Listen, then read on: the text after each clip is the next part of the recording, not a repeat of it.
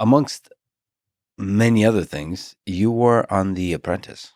Yeah. People love you on there. People love the show. So, what did you learn about business, about life from the various contestants on there? Well, I think you can learn everything about life from Joe Rivers. So I'm Got it. gonna From go just with that that. one She human. was Yeah. amazing. Um, but it was such a wild experience for me because I was quite young when I was on it, just getting started in business, and it was the number one television show in the country, and it went Crazy. on to be syndicated all over the world, and it was just this wild, like phenomenal success. A business show um, had never crossed over in this sort of way. So it was really a moment in time. And you had regular Apprentice and then the Celebrity Apprentice. But the tasks, I mean, they went on to be studied at business schools across the country. So Yeah, like that's every other great. week, I'd be reading case studies of Yeah. how the Apprentice was being examined and taught to classes in this university in Boston, or so it was extraordinary. And this was like a real life classroom I was in. So I think because of the nature of the show, you learn a lot about, teamwork, and you're watching it and analyzing it real time. You learned a lot about a lot of the tasks were very marketing oriented because of, the short duration of time they had Mhm. to execute.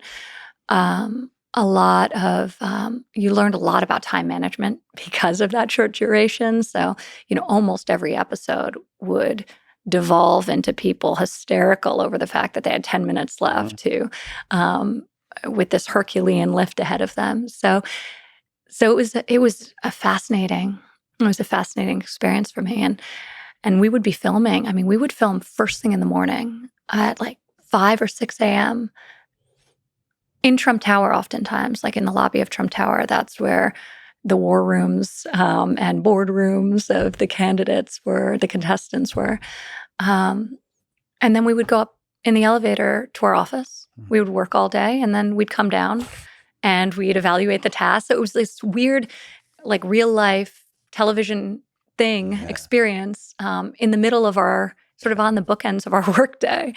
So it was intense. So you're But you're like curating the television version of it and also living it. living the and oftentimes there was like an overlay. Like there were episodes that they came up with brand campaigns for my shoe collection or my clothing line, or design challenges related to a hotel I was responsible for building. So there was this unbelievable crossover that was obviously great for us from a business perspective, but it's sometimes surreal to experience. What was it like? Was it scary to be in front of a camera when you know so many people watch? I mean, that's a new experience for you at that Yeah, time, just the number of people watching. yeah.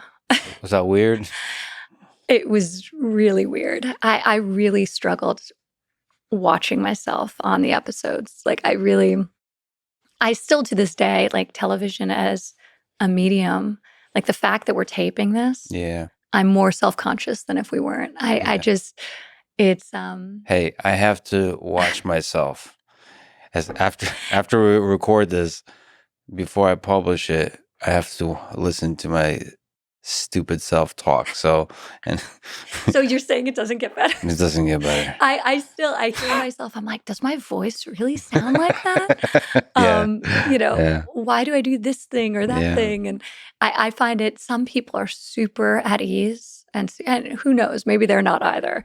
But some people feel like they're super Feel at like ease. they are, yeah. My father was. I think like who you saw is who you get, Hmm. and I think that made him so effective in that medium.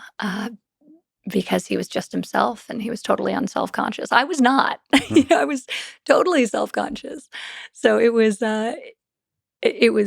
extraordinary, but also a little challenging for me. I think certain people are just like born to be entertainers, like Yeah. Elvis, like on stage they come to life. Yeah. This is where they're truly happy. I've met guys like that, like great rock stars. Like this is where they feel like they belong on stages. It's not just a thing they do, and there's certain aspects they love, certain aspects they don't. No, this is where they're alive. This is where they've always dreamed of being. This is where they want to be forever.